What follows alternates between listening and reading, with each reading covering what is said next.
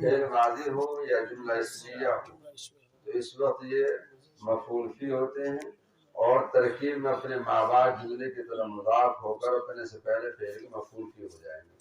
فعل ماضی کی مثال جیسے جئت مزدعا، آیا وہ اس وقت میں جس وقت اس نے پکارا، تو ترکیب کیا کریں گے؟ یا بتائیے منذ حرف جر ہے اس میں ظرف ہے؟ کیسے پہچان لیا کہ اس کے بعد فعل ماضی ہے؟ ترکیب کریں گے جا فعل تا ضمیر مرفوع متصل فاعل مز اس میں ظرف مضاف، اور دعا ہو فعل اپنے فاعل مفعول بھی سے مل کر جملہ فعلیہ خبریہ ہو کر مضاف الیہ سے مل کر مفعول فی ہوا جا۔ جملہ اسمیہ کی مثال جیسے جئت مز زید قائم، جئت مز زید قائم، اور بھی بہت سی مثالیں آپ لا سکتے ہیں۔ جئت مز رکب اخی، یہ ماضی اس کے بعد۔ تو جملہ اسمیہ کی مثال جئت مز زید قائم، ترکیب کیا کریں گے؟ مز مضاف زید قائم، جملہ اسمیہ خبریہ ہو کر مضاف الیہ سے مل کر مفعول فی۔ اور اگر مز اور منذ کے بعد اسم مرفوع ہو، یعنی اسم ہے مرفوع ہے مجرور نہیں ہے، تو پھر یہ ترکیب میں مبتدا ما بعد خبر ہو جائے گا۔ جیسے اور یہ مز اور منذ مستقل جملہ ہوگا، اس سے پہلے جملہ مفسر ہوگا، بھائی یہ مز اور منذ یہ جملہ مفسرہ ہو جائے گا۔ مثلا ما رأیتہ مز یوم الجمعہ، جی تو مز کے بعد میں اسم مرفوع ہے، تو ایسی صورت میں مز مبتدا ہوگا، ما بعد خبر، مبتدا خبر سے مل کر مستقل جملہ ہوگا، اور یہ مفسر ہوگا اپنے سے پہلے جملے کے، وہ مفسر بنے گا۔ ما رأیت، میں نے اس کو نہیں دیکھا، کب سے نہیں دیکھا؟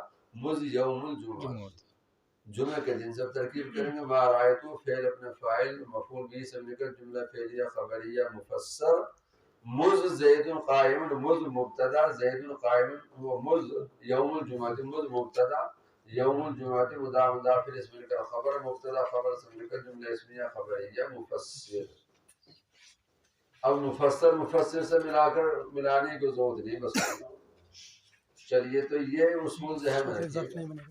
اس وقت ظرف نہیں بنے گا، نہیں ظرف نہیں ہوگا، ترکیب میں مفعول فی نہیں ہوگا، ہوگا سماع ظروف میں سے یہ حرف جر نہیں ہونے کا، لیکن مفعول فی نہیں ہوگا ترکیب۔ جب مضاف نہ ہو تو مفعول فی نہیں بنے گا، جب مضاف نہ ہو، مضاف نہ ہو تو مضاف ہو تو مفعول، جب مضاف نہ ہو تو مفعول فی نہیں بنے گا۔ مضاف نہ ہو اس کی طرف بہرحال یہ کہ یہ تو کوئی بات نہیں، البتہ یہ ہے کہ اس پر ظرف نہیں ہوگا، اس لیے کہ یہ ظرف کا معنی دے ہی نہیں رہا ہے، تو اسماء ظروف میں سے ہی، لیکن ظرف نہیں ہوگا۔ بہت سے ایسے اسماء ظروف ہوتے ہیں جو ظرف کے معنی نہیں دیتے، مثلا مز یوم الجمعہ یوم طیب، جمعہ کا دن عمدہ دن ہے، تو یہ نہیں اس کو مفعول فی بنانے کی ضرورت نہیں، یوم الجمعہ مضاف الیہ کا مبتدا، یوم طیب موصول سے مسئول کا خبر۔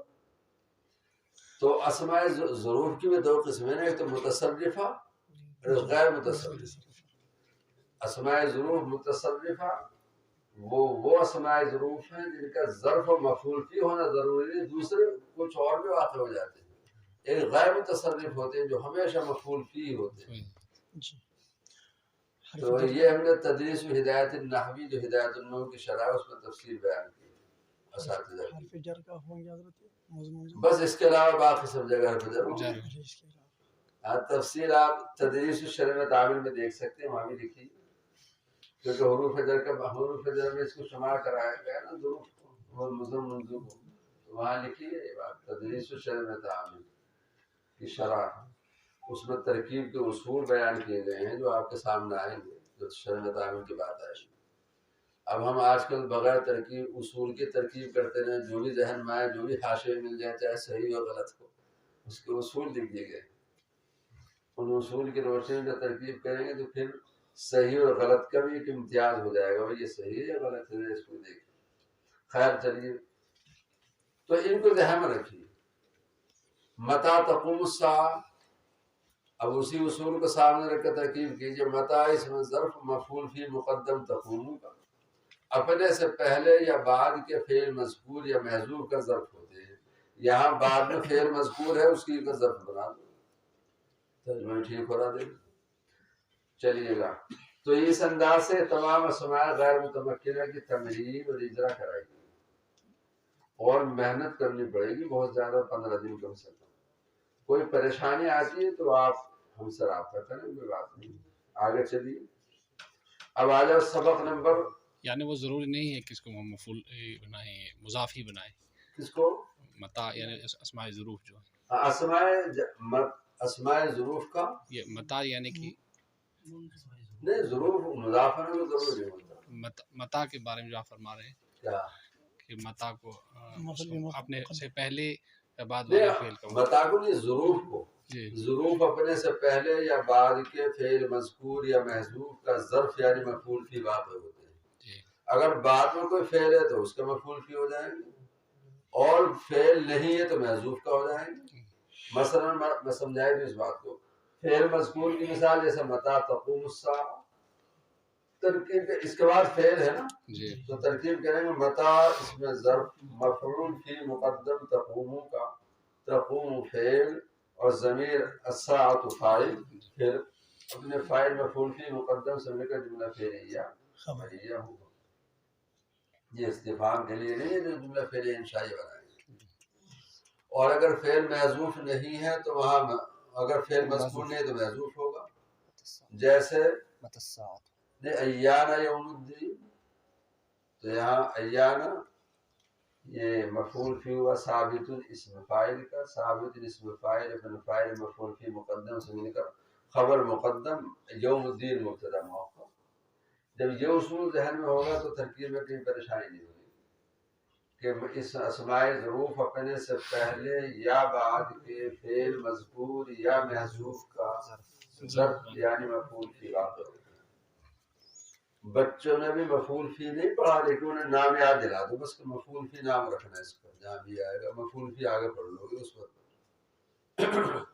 وہ اس کا نام مفعول فی بصیرت سے رکھیں گے، اس پر بصیرت ہو جائے گی. جہاں بھی اسماء ظروف آئیں گے فوراً مفعول فی کہیں گے. جلس زید، جلس زید تحت.